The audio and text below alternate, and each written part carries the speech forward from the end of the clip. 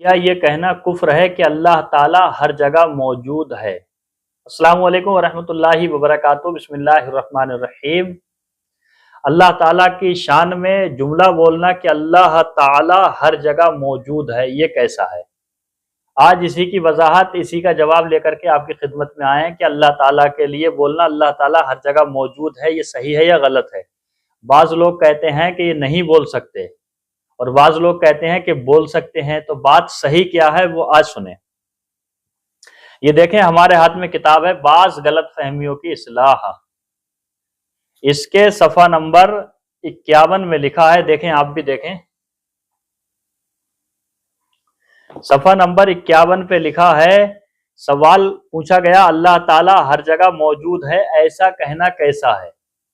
تو اس کا جواب دیا گیا ہے اللہ تعالیٰ جگہ سے پاک ہے، جسم و جسمانیت سے پاک ہے۔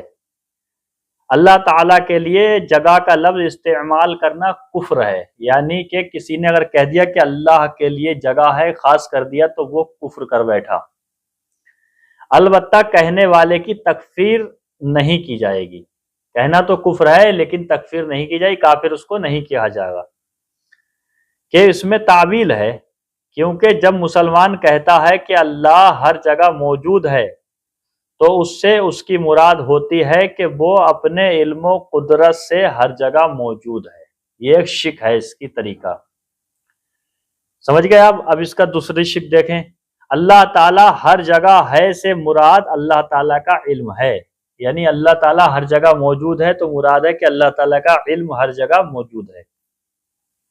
اور بعض اوقات لوگوں کو سمجھانے کے لیے یہ بول دیا جاتا ہے کہ اللہ تعالیٰ ہر جگہ ہے، یعنی اللہ تعالیٰ کا علم ہر چیز کو محیط ہے، گھیرے ہوئے ہے۔ خلاصہ یہ ہے کہ اللہ تعالیٰ ہر جگہ ہے کہنے والے کو توبہ کا حکم دیا جائے گا، یعنی جس نے یہ کہہ دیا کہ اللہ تعالیٰ ہر جگہ موجود ہے، کہنا تو کفر ہے لیکن کہنے والے کو کافر نہیں کہا جائے گا، نہیں مانا جائے گا، ہاں البتہ کہنے والے کو توبہ کرنی پڑے گی۔ تو کہہ رہا ہے خلاصے میں، خلاصہ یہ کہ اللہ تعالیٰ ہر جگہ ہے کہنے والے کو توبہ کا حکم دیا جائے گا، لیکن قطعی طور پر اس کی تکفیر نہیں کی جائے گی، سمجھ گئے؟